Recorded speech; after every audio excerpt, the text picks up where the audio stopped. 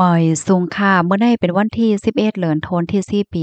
2025เป็นวันเสาร์ในตอนในที่อ่อนอพี่ๆน้องๆเฮาค่ะมาถ่อมมาเลยเพียนด้วยเครื่องใจโคตื้อของสีซึกมารอันใจตื้อปล่อยหมากพ่องย่ามมื้อเหลียวในนะคะเมื่อค่ำคืนวันจันทร์ที่ป่นมาค่ะตีเวงซองโออันอยู่ในเติงแจเกียงตั้งปอดตอนกลางเมืองคมตุ่มเมียมมาในไล่เกิดขึ้นเปิงเป็นอันเลโตอกตกใจมีร้องรู้เซ็งสายใจแลหมาดเจ็บตั้งหนำ ในคำขึ้นออกว่าเลิน11ม้นนะคะเมื่อพ้องดีอันมีก้นวานก้นเมืองตั้งนำตั้งหลายอ่อนกันมาจู่ตุ่มกันเสียวกอไตเต้นยอนซูในคำขึ้นออกว่านั่นนะคะก็มีเคิงพารามอเตอร์ในเนาะอำนั้นก็เขาห้องว่า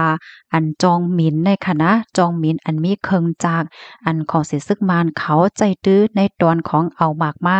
ปล่อยในขณะอันนี้ก็เดเลยว่า เป็นเครื่องใจโคตรตื้ออันเมื่อกาก่อนป่นมาก็อำไปต้อนยามหันเฮ็ดจังได๋นั้นน่ะมีนมาเหนือกลางหาวเสียวก็ปล่อยตกใส่เมื่อพ้องตีก้นวานก้นเมืองเขาตึกไตเตียน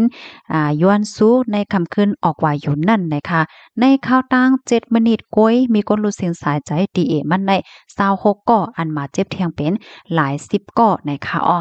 กำในเฮาค่ะมาเลยเพียนด้วยค่ะพารามอเตอร์อันว่าในเป็นอีสางในเนาะ พารามอเตอร์อันว่าในก็มันเป็นจองหมินเนาะอันเพราะว่าจองหมินในเฮาค่ะได้ยามหันคะดอกเมอเป็นลูกอ่อนของเฮาได้ก็ได้ใกล้หันบางก็ในเปิ้นก็ได้กว่ามินเลนมินด้วยสภาวะตั้งหังลีว่าสังว่าเฮ็ดจังได๋จ่องแม่นค่ะหือก้วยกะว่าพารามอเตอร์อันของสิซึ่งมันเข้าใจตื้ออยู่ในมันเป็นจองหมินอันมีเครื่องจักรป้าเนี่ยค่ะกวนฮอเฮอมินนักบินเนี่ยก็เขาก็เตจางกุ้มทิ้ง ไหลเส้นตาสายตั้งเตกว่าไหลตั้งสายตั้งขวาว่าสังว่าเจ้าไหนเฮ็ดแหน่เนาะเขาในก็เตใจเครื่องยนต์เครื่องจักรอันเล็กๆปยก็อันเครื่องอันใดๆค่ะนะมันจางต่างน้ำหนักไหลพัดแผง1ปาก60กิโลกรัมเฮ็ดแหน่อำนั้นก็มากกว่าสังว่าเฮ็ดจั่งใดแน่มันก็จังใสไหลหลายลุกหลายโหยอยู่เฮ็ดจั่งใดคะเพราะว่าเฮาค้ามาด้วยน้ำหนักตัวก้นเฮาค้าในค่ะนะ เพราะว่าเป็นก้นโยโย่อ่ำยอมอ่ำปี้ในก็ได้มีน้ำหนัก50-60ว่าสว่าจังไหนนั่นน่ะเนาะเพราะว่าเอากิโลมันว่าไหนค่ะจ้อมหนังคอมอนจะจึงลำจัดจึงลุมฟ้าเขาลัดไว้ค่ะพารามอเตอร์ของสิซึกมานเขาในก็เตติดตังหมากในเป็นปากเศร้าน้ำหนักก็เดนักอยู่หมอก16กิโลเมตรต่อ1อันเฮ็ดแหน่ปยอก็คือหมิ่นอันใดค่ะนะอันเป็นเครื่องจักรอันใดๆ มันจางหมินไลเตี่ยมเดอ3ปากเม็ดเฮ็ดให้กว่าจู้จำเป้าหมายไลหนังแม่นย้ำในเนาะมันจึงหนังว่าเขาได้ปล่อยหมากตีนนั้น5ที่เฮิรนนั้นใน5ที่ห้องอันไหนใน5ไหนก็มันก็จางกว่าจู้จำไลเฮียก็ปล่อยหมากลงแม่นหนังแม่นย้ำจอมหนังเปิ้นติอันเขาให้ปล่อยใส่นั่นเฮ็ดไหนคะเครื่องพารามอเตอร์1ลำในค่ะนะก็มินไล่ครึ่งถึง3ชั่วโมงค่ะก็ใจนำมันปยก็มี System GPS นำตางสีเฮ็ดไหนกำนันแลดีกว่าที่ไรตั้งไหลกว่าตั้งไหลเนี่ยก็มันได้มี GPS นำตางไหนค่ะเสียวแลก็ซึกก้นซึกเขาได้ค่ะนะแต่ได้ฝึกใจตื้อพลามอเตอร์ได้ก็อำไลใจข้าวยามหึงสังไหนค่ะเนาะฝึกอำไลวันก็หมอเหย้าไหนค่ะแปลกเปลืองกันดัง Hermin Helicopter เพราะว่าเป็น Hermin Helicopter ได้ก็แต่ได้หมอได้เลยใจข้าวยามหึงน่ะเป็นปีก็ว่าไลเฮ็ดไหนนั่นน่ะเนาะ จึงหือก็เหย้าในพารามอเตอร์ในมันก็มีติยุบย่อมอยู่ค่ะติยุบย่อมมันได้ก็มันหมิ่นเทิงไหนค่ะมันหมิ่นไหลในอำป้น65กิโลเมตรต่อ1ชั่วโมงปะยอก็เสียงมันหลังหนาในเนาะเพราะว่าอันพารามอเตอร์มาเหย้าในเสียงมันก็ได้มอปั้นลงมาว่ะแต่ละยินป้าเสียงจากมันเฮ็ดจังไหนเนาะก็จางถูกยา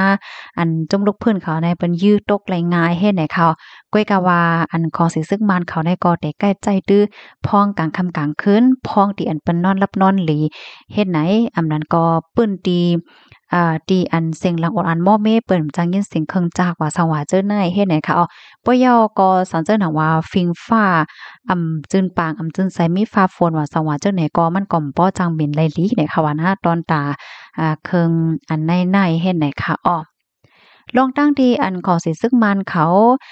มาใจพารามอเตอร์ในเติ้นนำมาในเตก็ย้อนเปว่าเฮอหมินตึกอำนั้นก็เฮอหมินเฮลิคอปเตอร์อันถุงยายื้อตกอันถุงยายื้ออันไล่ลู่ไล่ไกวกว่าก็มีตั้งน้ำให้แหน่เนาะปยก็การใช้จ่ายในตอนของการขึ้นแม่ว่าสังว่าจังไหนก็มันก็ซ้ำสิเงินน้ำเฮ็ดไหนค่ะอ้อเพราะว่าเฮาค่ะมาด้วยที่ในเมืองโฮมตุ่มเมียนมาในจังหนังที่โฮกันค่ะเนาะปางตึกว่าหังว่าให้ไหนก็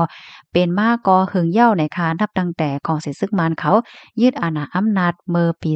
2021มีก้นวันก้นเมืองอันไลลู่เซิงสายใจอันไลผัดยานเฮิรนเยในก็มีนับอ่านโหล้านมันในค่ะปางตึกลองสุกซักลองปึดตึกกันได้หึงนานมาข้าวตัง4 ปีฝ่ายลูกเพิ่นฝ่ายจำลูกเพิ่นเขาไหนก็ยึดไลปื้นตีหลายตีหลายตั้งเฮ็ดจังไหนคะอ้อเป็นซ้ำว่าอันตั้งฝ่ายของสิตับซึกเขาไล่ซุ้มปื้นตีปันจุ่มลูกเพิ่นเขาหลายตีหลายตั้ง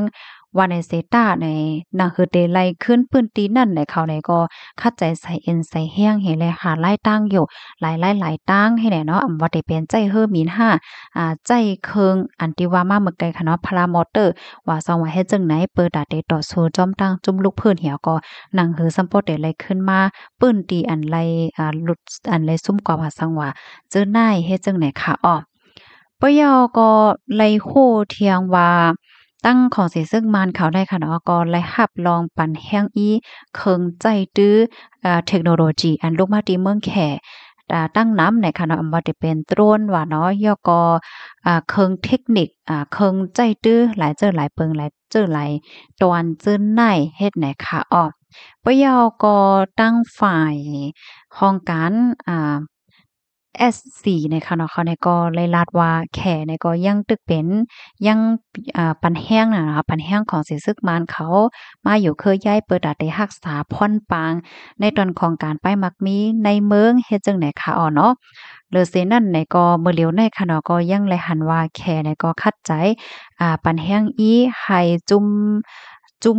ลูกพื้นแลนลิ้นค่ะเนาะให้กึดลองส่งกองกลางโดนว่า เคิงใจโคตื้อว่าซองว่าเจ้าไหนแน่ปันตีจุ่มอันลูกพื้นและปึดตึกกันตั้งของเสซึกมานจะได้เห็นไหนค่ะข้อมูลตอนในค่ะเลยเป็นมาที่ห้องการข่าว BBC ออกไว้หน่อยค่ะพี่น้องค่ะถอมข่าวโหนยาวหันเทินจึงหือพวงค่ะในตอนในอันค่าใครสื่อถึงปันพี่น้องค่ะแต่ก็เมื่อกูบอกในเพราะว่าเฮาค่ะเลยหันเฮอร์มินเฮลิคอปเตอร์มาเฮาค่ะตกใจจ่องแม่นค่ะเมื่อเหลียวในเพราะว่าหันห่างจึงไหนมาก็ให้พี่น้องค่ะเขาฟังกันค่ะแลนอเนี่ยแค่ว่าเฮ็ดจังไหนค่ะเนาะเมื่อเหลียวในของสิซึ่งมันเขาเข้าใจเคิงจังแนวเนี่ย